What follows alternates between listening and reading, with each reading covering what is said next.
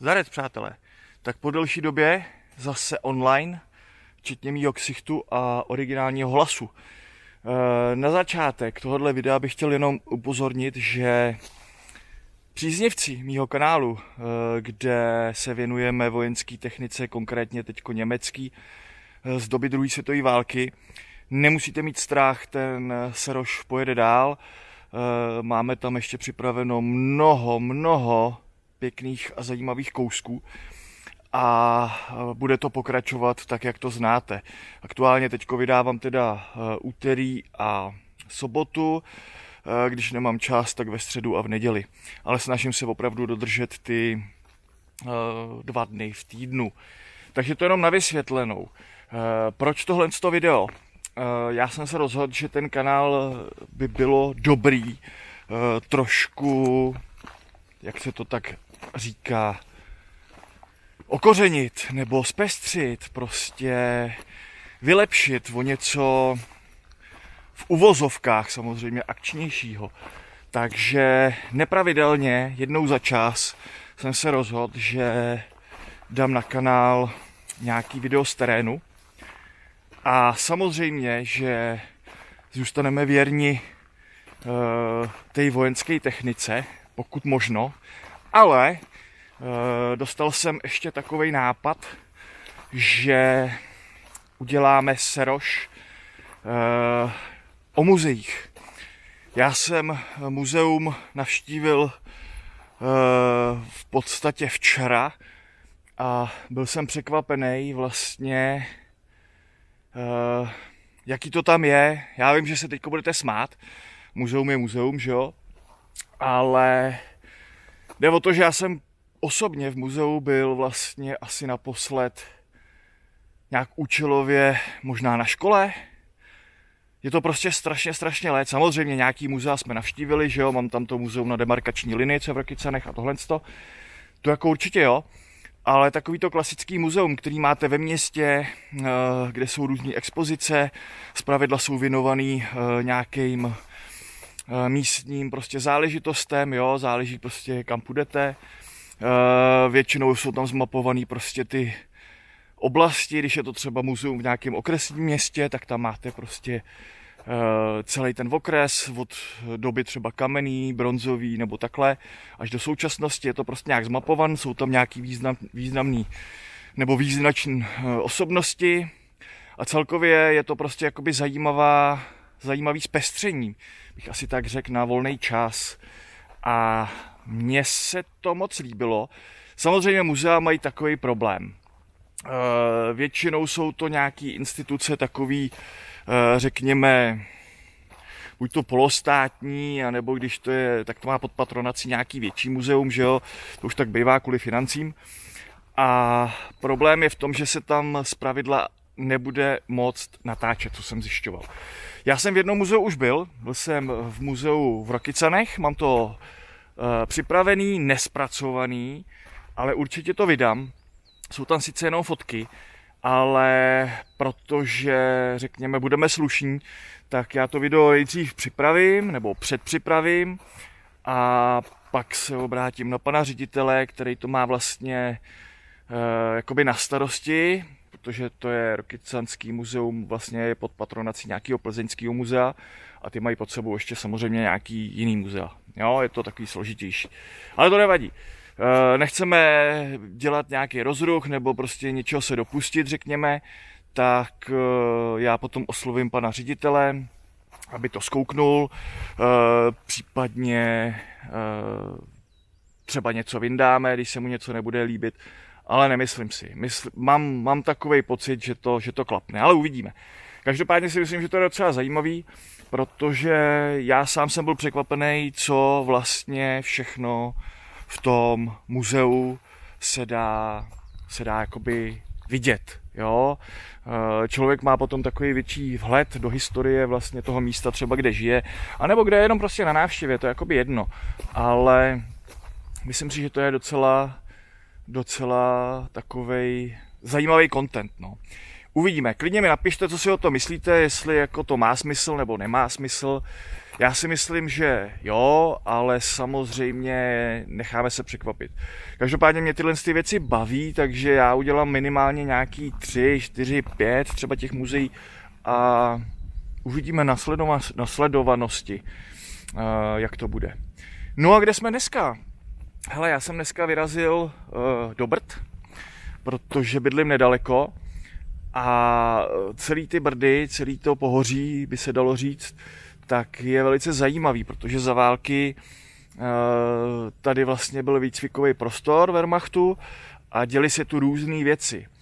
Já už mám připravený i jedno video z dřívějška, někdy z konce plus minus ledna, kdy jsem byl na kopci nebo na vrcholu tady, co se jmenuje vrchol Praha, a Němci tam měli takový radarový systém, na tu dobu naprosto unikátní, jmenovalo se to Pegasus a byl to prostě takový speciální radarový systém. K tomu bych řekl, když tak víc až v tom videu, co mám natočený, ale ještě ne úplně k vydání. No a dneska jsem se rozhodl, že se podíváme na bývalý vojenský letiště, který s tím vrchem Praha nebo s tím radarovým systémem tak trošku souvisí. Já vám tady ještě ukážu, ať tady nemáte furt jenom můj ksicht, jak to tady vypadá. Hele, je nádherně prostě. Já tomu říkám taková svatá trojice. Je to pohyb, sluníčko a čerstvý vzduch. A tohle, když máte, tak věřte tomu, že prostě večer po návratu tak se budete cítit úplně luxusně. Je to takový escape z každodenního života městského, jo, a člověk vidí nové věci, pozná nové věci a hlavně se projde, že jo. No, my to k tomu letišti máme ještě nějaký možná kilák, takže já se ozvu až na místě a řeknu vám k tomu něco bližšího. Přátelé, já jsem ještě po cestě objevil takovouhle skalku, koukejte. To je boží. Sluníčko, nádhera. Tak se mrknem, jestli bude něco vidět tam odsaď, z vrchu. Doufám, že se tady nevymáznu. Tyjo.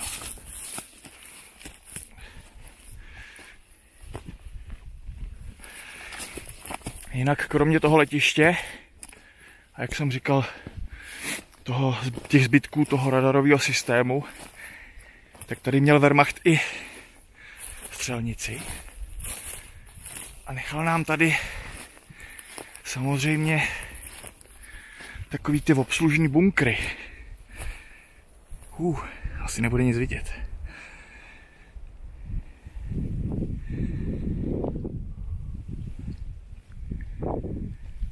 A tam se taky podíváme. Ale zase někdy jindy. Hele, jestli bude mít tohle video aspoň 100 zhlídnutí, tak děláme další. Nemáme to na kšeft, máme to pro zábavu. Takže nás netrápí sledovanosti, odběry a takovýhle ty věci. Samozřejmě, že to potěší, o tom žádná.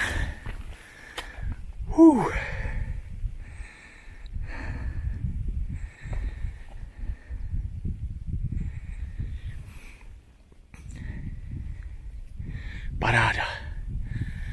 Tak jo, jdeme dál. Tak. A už jsme tady, přátelé. My jsme se objevili na té jižní straně, nebo spíš teda ono to je západní. To tak trošku došikma, když se potom podíváte do mapy. Ale na té teda jihozápadní straně nebo konci toho letiště. Podívejte se.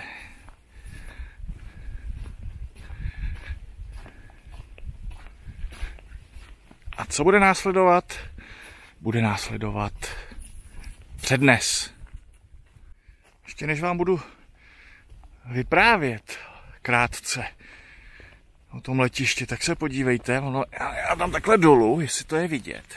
To je taková zajímavost, že to letiště není úplně jako rovně. Má takovej oblouček, jakoby.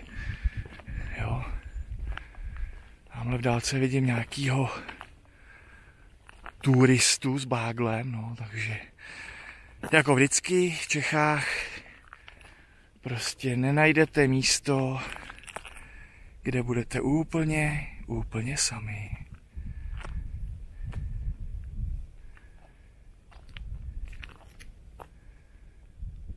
Tak a teď si povíme něco o tom samotném letišti. Jak už jsem říkal, Wehrmacht tady provozoval výcvikový prostor, trénovali tady vlastně vojáci, probíhala tady taková ta klasická rotace, kdy tady cvičili noví rekruty a pak je posílali na frontu. Údaje přesný o stavbě toho letiště samozřejmě chybí, protože celý tohle probíhalo v přísném utajení. Ty okolní vesnice byly vystěhované, takže jediný takovej oficiální údaj, který se vlastně předkládá, tak je rok 1942. To znamená, někdy v tomhle roce tady vybudovali to letiště a krom vlastně dopravy nějakého personálu, tak mělo sloužit vlastně i jako zásobovací letiště pro zde cvičené jednotky, ale hlavně, co jsem našel od uživatele, já ho nebudu jmenovat celým jménem, ale byl to pan Jaroslav, což mi dává největší smysl, tak to letiště vlastně zaváželo personál a různý materiály, jakoby elektroniku speciální a různý tyhle věci právě k tomu radiolokačnímu systému Pegasus, o kterém jsem taky mluvil a o kterém mám ještě to druhý video, který bylo vlastně na tom vršku Praha. Jinak to letiště se nachází, jmenuje se to jako pod Hejlákem, takže je tady kopec Hejlák. Najdete to vlastně na mapách, já vám to dám do toho videa, když tak nějaký prostřih, kdybyste se sem chtěli podívat. Každopádně je to kus zase historie, pro nikoho možná nezajímavý, řekněme dlouhá betonová plocha, nic neříkající, bez jakýchkoliv staveb. Jo, to letiště samozřejmě mělo řídící věž nebo něco podobného. Ta byla ale ze dřeva, takže to se nedochovalo a po válce vlastně, když Brdy začaly po nějakých letech sloužit jako výcvikový prostor československé armády nejdřív, tak samozřejmě zase využívala to letiště jakoby ta československá armáda. Nicméně, jak vidíte, nebo možná, že si to neumíte úplně z toho videa jakoby představit, není to žádná vítr ustal. Není to žádná extrémní dílka a udává se, nebo i v tom příspěvku od pana Jaroslava, tak jsem našel, že v podstatě jediný letadlo, který tady mohlo přistát, ale nemáme to samozřejmě potvrzen, tak je FI-156 Storch, což není nic extrémního, žádný velký letadlo, ona ta dráha je fakt krátká. Navíc, když se podíváte, já to zkusím takhle dát úplně jakoby dolů. Jo, takže ona je nakloněná, ona má nejenom hrb, jakože takovej ten hupík tam vzadu, nebo vepředu, záleží, jak se startovalo. Ale je vlastně i horizontálně, není rovná, jo? Je nakloněná, takže opravdu nic velkého tady asi přistávat úplně nemohlo. Každopádně, co se týká ještě té střelnice, kterou jsem zmínil, tak to byla dělostřelecká, především střelnice. A na ty bunkry a tohle ty instalace, co tam zůstaly, ty pozorovatelny a strojovny, kde se tahaly ty cvičné terče, tak to si uděláme další nějaký video. Jinak k tomuhle letišti se váže ještě jedna taková, nevím jestli pověst, nebo doufám, že to uslyšíte, on se začal foukat vítr. Říká se, že tady z toho letiště vlastně, nevím jestli uprchl, nebo prostě odletěl Edvard Beneš, jo. Jenomže Edvard Beneš vlastně odletěl v roce 1938 a to letiště se stavělo údajně až v roce 1942, ale kdo trošku má přehled v historii, tak ví, že Edvard Beneš vlastně odcestoval z Prahy, no má klasickou linkou, takže určitě ne z tohohle letiště. Ale váže se to k téhle ploše a je to taková zajímavá jako zkazka tady o tom. No, se trošku rozfoukal ten vítr, takže já to tady asi zabalím. Nevím, jestli vám to něco dalo, každopádně říkám, je to jedna z mých takových jako hobby, navštěvovat ty fragmenty, především teda po německé armádě. Ale nemusíte mít strach, kdo hejtí německou armádu, tak se dostane i na ostatní armády samozřejmě. A když to dobře dopadne, tak my se zase podíváme do Norska a tam vás vezmu na nějaký velmi zajímavý bunkry, které byly součástí Atlantského valu. Norsko je skvělý v tom, že vlastně tam zachovává poměrně dost i té techniky, nebo zachovává. Oni se o to nějak extra nestarají, co se týče třeba děl nebo tohohle z toho, ale prostě to tam mají. Jo, a ty lidi to hlavně nerozebírají, nekradou, neničí. Je to prostě tak. Ale to už je zase na jiný video. Takže přátelé, to otočím. Takže přátelé, jestli se vám dnešní video líbilo, dejte like nebo dejte odběr. Říkám, není to kvůli penězům, je to pro radost. Já budu aspoň vědět, že vás to trošku zajímá. Konkrétně k tomu letišti nebo k téhle ploše jsem vám toho asi jako extrémně moc neřekl, ale ono se opravdu moc informací nezachovalo, protože samozřejmě ta výstavba a to všechno probíhalo v přísném utajení, že jo? Už kvůli tomu, že vlastně ten radiolokační systém Pegasus tak byl opravdu jako top, co se týče jakoby techniky a elektroniky ve své době. Takže oni dbali na to, aby se zachovalo co nejméně vlastně informací. A to letiště s tím v podstatě souvisí. Takže tak, já se rozloučím posledním záběrem na letiště a všem vám přeju hezký zbytek dne, týdne, měsíce a roku a mějte se krásně. Čágo!